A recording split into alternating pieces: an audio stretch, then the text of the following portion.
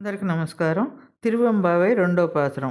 పాసం பரஞ்சோதிக்கு எம்பாய் இராப்பகல் நாம் பேசும் போது எப்போது இப்போதா ரமளிக்கே நேசமுன் வைத்தனையோ நேரளையாய் நேரளையீர் சிச்சி இவையும் சிலவோ விளையாடி ஏசும் இடமீடோ விண்ணோர்கள் ஏத்துதற்கு கூசும் மலர்பாதம் தந்தருளா வந்தருளும் தேசன் சிவலோகன் தில்லை சாற்றும் பலத்துள் ఈశనార్కు అంబార్యాం ఆరేలో రెంబవై.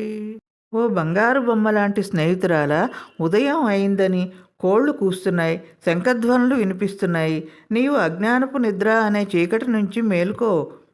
మేము జ్ఞాన మార్గమైన శివనామాన్ని శివశివ అని పాడుతుంటే నీ మనసు కరగకపోతే ఎలా? లేచి వచ్చి ఈ వ్రతంలో పాలు పంచుకో. మనం శివుని పాదాలని స్తుతిద్దాం. ఓ చెలి, రేయింబవళ్ళు మనం ఎప్పుడు మాట్లాడినా నీ భక్తి అంటే ప్రేమ అంతా ఆ పరంజ్యోతి మీదనే అంటావు కదా. నేడు నీ ప్రేమంతా ఈ పూల పాన్పు మీదే ఉంచావా ఏంటి? ఓ సుభూషల చెలులారా, చిచి, పరిహాసాలకు దూషణలకు సమయమా ఇదేనా? పరిహసించలేదే చెలి. దేవతలు సైతం ఆ తేజోవంతుని శివలోకనాథుని మృదు పాద కుసుమాలను స్తుతింప అనర్హులమని జంకుతారు.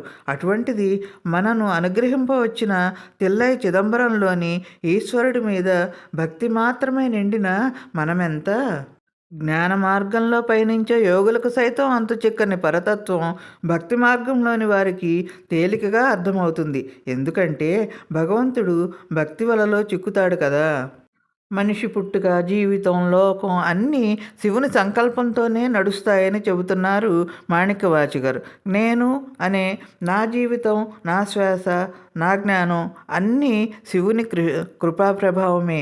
అలాంటి మహేశ్వరుని కృప వల్లనే మనకు భక్తి, జ్ఞానం, శరణాగతి, ఆయనను స్మరించగల శక్తి వస్తాయి.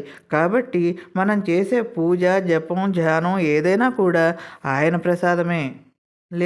మేలుకొను, ఆలోచించు ఓ మా చెలి.